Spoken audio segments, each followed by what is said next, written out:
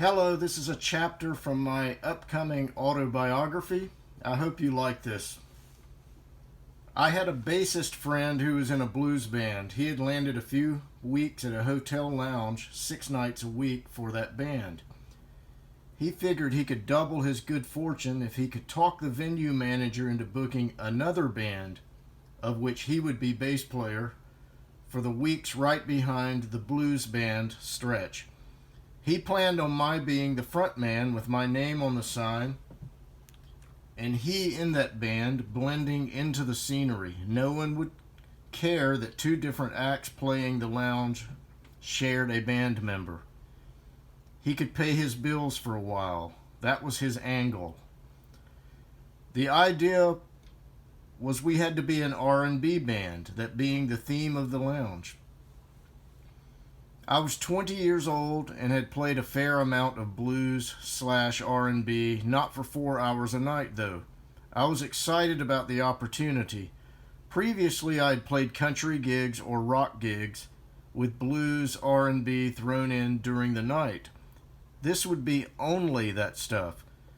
We were to be a 6-piece lineup, 2 guitarists, drums, bass, keys, and a horn player.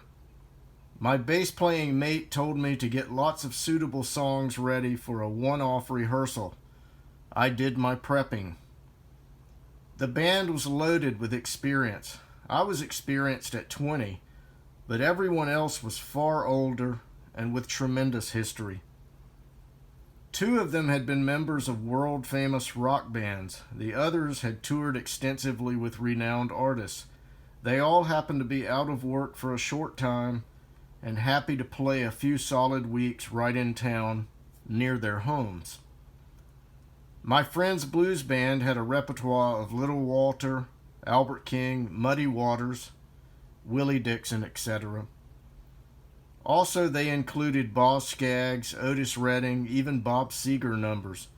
They leaned toward the blues purist side of material, though.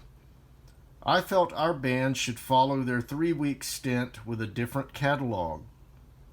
We would have some straightforward electric blues, though slicker, more pop R&B too. I did Down Home Girl and I Found a Love, gritty pieces. However, I included Heard It Through the Grapevine, My Girl, and Tracks of My Tears. There were extended jam songs during each night, probably too many. 4 of us were soloists on our instruments, and the space for each player to stretch out was awarded. However, I tried to reel us in some with 3 and 4 minute gems. I loved driving home 6 nights a week from a 4-hour gig. I loved interaction with all the players, especially because there was no weak link musician on stage. I know it lifted me up, increased my level of musicality. Other world-class players turned up and were always asked to sit in with us. That was just more good experience for me to have.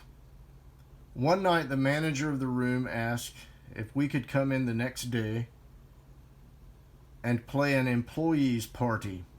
We would have to play at 11 a.m., not attractive to me considering I was sleeping until 3 p.m. each day. Plus, my drive to the venue was 35 to 40 minutes. On top of it, we would not get any money for this party. Each band member would get 4 free meal tickets at the hotel restaurant. Everyone agreed to crawl in the next morning and be in place for the 75-minute engagement. I know I was in a sleepy stupor for those songs. I did get my meal tickets in hand, though. Later I realized they were brunch tickets. I told the bassist friend that it would be difficult for me to get up, make the drive, and eat meals at a time of day when I never ate. He assured me that he would get them exchanged for a later mealtime. I never saw those tickets again.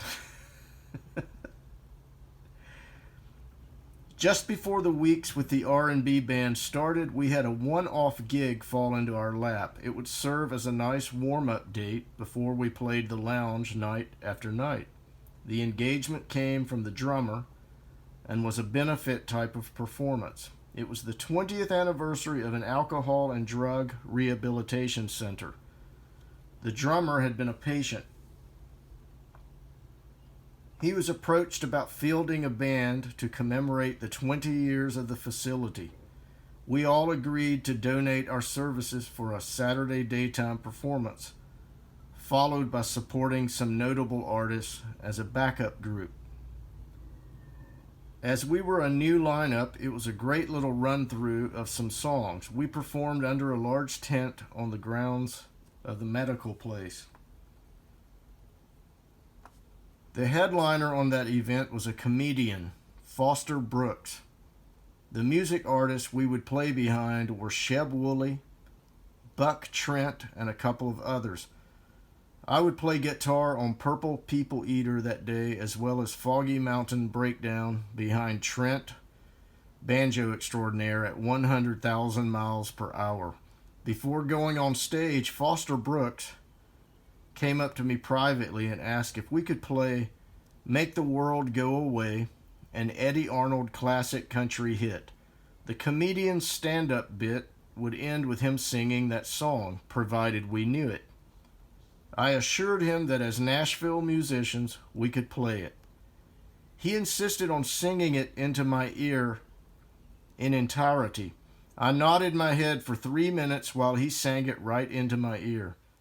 I remember having to dry my ear canal out with a little towel afterward. Someone was speaking on the stage. Then Brooks returned to me and said, "Let's go through it again to be sure." I tried my best to assure him that we did know the song, though he was determined to rehearse it into my ear all over again. I endured it. Later, as I stood on the stage, instrument in hand, and listened to his comic routine, I found myself laughing until my side hurt.